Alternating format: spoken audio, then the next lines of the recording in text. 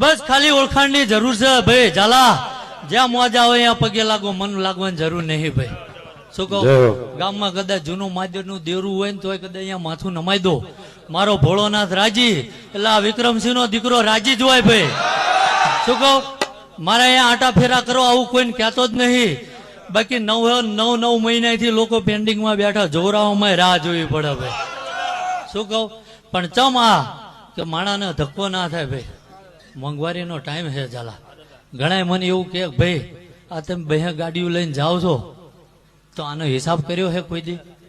પહેલા ભાઈ એ બધા હાલીને આવતા હતા, આ ગાડીઓ આને હલાવી છે. હું હાલું છું તારે આ વાપરે છે ભાઈ. અને કોઈ દી મેં લાંબો હાથ નથી કરવા દીધો ભાઈ.